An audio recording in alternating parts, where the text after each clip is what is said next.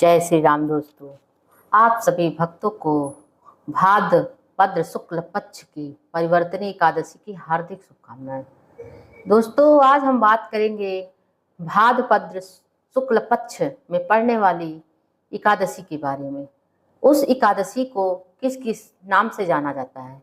तो भाद्रपद शुक्ल पक्ष की एकादशी को परिवर्तनी एकादशी, जल झुलनी एकादशी और डोल ग्यारस एकादशी के नाम से भी जाना जाता है। इस एकादशी को बावनी एकादशी भी कहा जाता है। तो ये परिवर्तनी एकादशी का नाम परिवर्तनी एकादशी क्यों पड़ा? माना जाता है कि भगवान विष्णु जी क्षीरसागर में शयन निद्रा में चले गए हैं, तो ये मध्य काल होता है उनका, शयन निद्रा का मध्यकाल होता है। ये बीचों बीच में पहुंचे रहते हैं। इस मध्य काल में इस परिवर्तनी एकादशी के दिन ही वो करवट बदलते हैं। तो इसीलिए करवट बदलने के कारण इस एकादशी का नाम परिवर्तनी एकादशी पड़ा।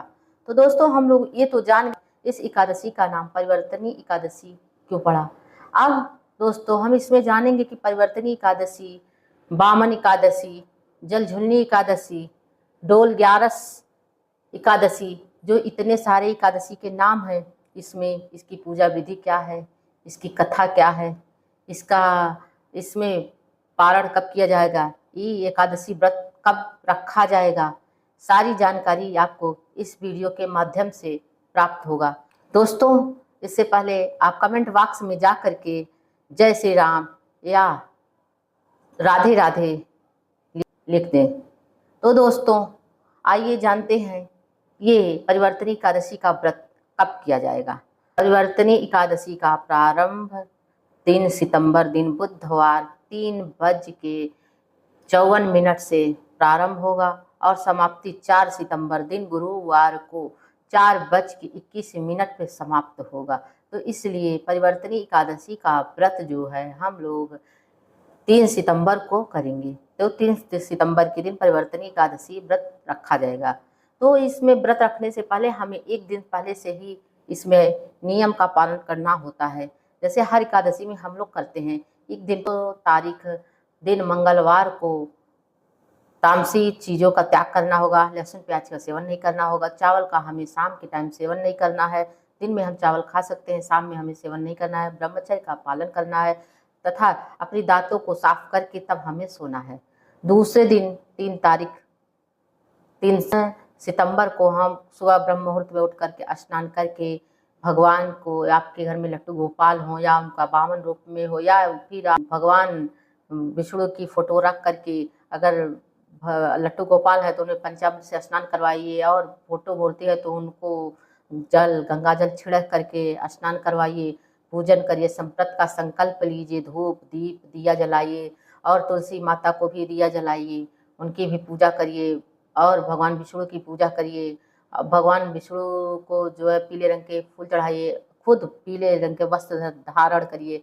हाँ, एक चीज़ और होता है, कहा जाता है कि एकादशी व्रत में केले का सेवन नहीं करना चाहिए, क्योंकि एकादशी व्रत रखते हैं तो भगवान विष्णु का, और उस दिन जो माना जाता है कि भगवान विष्णु केले के वृक्ष की पूजा की जाती है। बृहस्पतिवार के दिन तो भगवान विष्णु ही होते हैं, तो इसलिए इस दिन बहुत लोग केले का सेवन नहीं करते हैं। और हमें उस दिन आप जैसा भी व्रत रख पाइए, फलाहारी रख पाइए तो फलाहारी रखिए, नहीं तो फिर निर्जला रख पाइए तो निर्जला रखिए। अगर निर्जला रख पाते हैं तो सबसे उत्तम है, नहीं रख पाते तो आप फलाहारी व्रत रखिए। आप जैसा भी रख पाए, अगर सीधा नमक खा रहे हैं आप तो नमक भी खा सकते हैं। इस व्रत में ऐसा कोई विधान नहीं है कि आप एकादशी में आप नमक नहीं खा सकते, तो इसमें आप नमक का भी सेवन कर सकते हैं। नमक का सेवन करिए, पूजा करिए, विधि विधान से पूजा करिए, आरती करिए, कथा पढ़िए। और जो है पूजा करने के बाद इसमें कथा का भी बहुत बड़ा विधान होता है। जैसे पूजा करने के बाद, कथा करने के बाद जो है तुलसी को घी का दीप जलाइए, भगवान विष्णु के सामने घी का दीप जलाइए, पूजन करिए, सारे विधि विधान से व्रत करिए। इसमें रात्रि जागरण का भी है, अगर आप संभव हो सके तो रात्रि जागरण करिए, नहीं तो 12 बजे तक जागरण करिए। और जागरण करने के बाद पूजा पाठ करिए। शाम के टाइम भी स्नान करके पूजा करिए, धूप दीप जलाइए और ओम नमो भगवते वासुदेवाय का निरंतर जप करते रहिए। और पूजा करते टाइम में भी आप जो है ओम नमो भगवते वासुदेवाय का भी पाठ करिए, भगवान विष्णु की आराधना करिए। ये परिवर्तनी एकादशी एक ऐसा व्रत है जो सभी प्रकार के पापों को नष्ट करता है और सभी प्रकार के विपत्तियों का नाश करता है। तो इसलिए हमें एकादशी व्रत रखना चाहिए। और चाहे जितने एकादशी हो, सारे एकादशी बहुत ही महत्वपूर्ण होते हैं, तो हमें एकादशी व्रत जरूर रखना चाहिए। तो इस प्रकार से हम एकादशी का व्रत करेंगे। दूसरे दिन द्वादशी है, तो उस दिन बावन द्वादशी भी है अब की बार। तो बावन एकादशी भी, अगर आप बामन द्वादशी का व्रत नहीं कर रहे हैं तो आप उसका पारण कर सकते हैं। तो पारण सुबह उठिए, स्नान करिए और स्नान करके स्वच्छ कपड़े पहनिए, भगवान विष्णु की पूजा करिए और उसमें जो है आप पूजा करिए, सीधा छुए। सीधे में हमें चावल, दाल, आटा, आलू आदि रख कर उस पर पानी लीजिए, चारों तरफ से आचमन करके और वो छू करके उस पर पैसा रख करके ब्राह्मण को दान दीजिए। अगर आप में अगर सामर्थ्य है आप में तो आप ब्राह्मण को भोजन करवाइए, नहीं सामर्थ्य है तो सीधा पैसा छू करके, पैसा मत छुइए, पैसा उसी पे रख के दान दे दिया जाता है।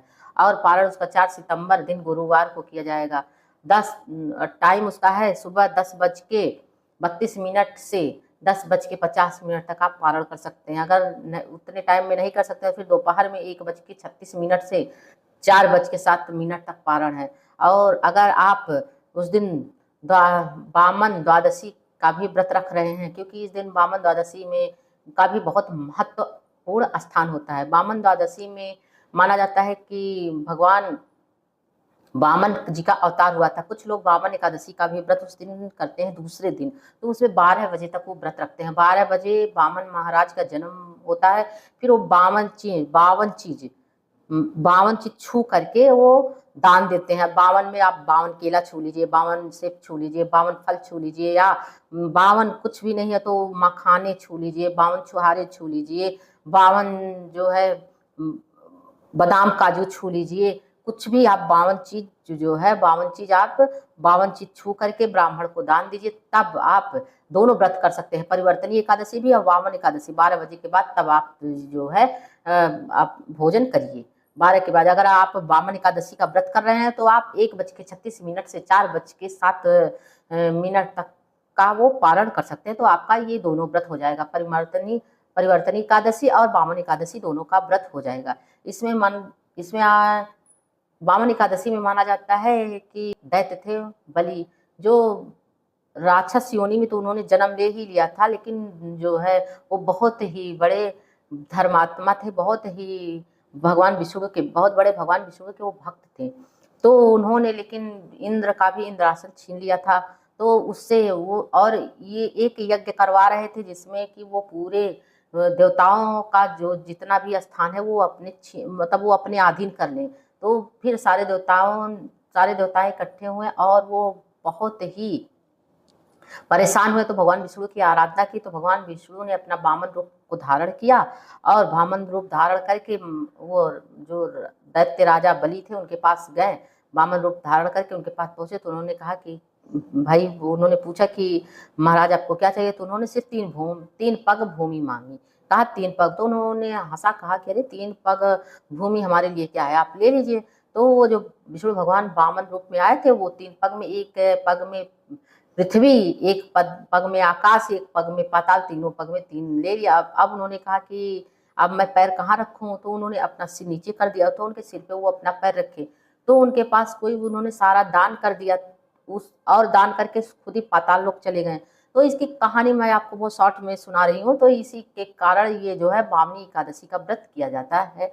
और इसमें आप इस तरीके से व्रत करेंगे तो वामनी एकादशी और परिवर्तनी एकादशी दोनों हो जाएगा। और अगर आप एक ही एकादशी का व्रत करना चाहते हैं, कुछ लोग सिर्फ परिवर्तनी एकादशी का व्रत करना चाहते हैं, तो परिवर्तनी एकादशी का व्रत कर लें 3 तारीख को। और नहीं तो अगर आप 4 सितंबर को सिर्फ वामनी एकादशी का कर रहे हैं तो सुबह से लेकर के 12 बजे तक आप व्रत करिए। 1:36 से 4:07 पर आप पारण कर लीजिए, आपका वामनी एकादशी होगा।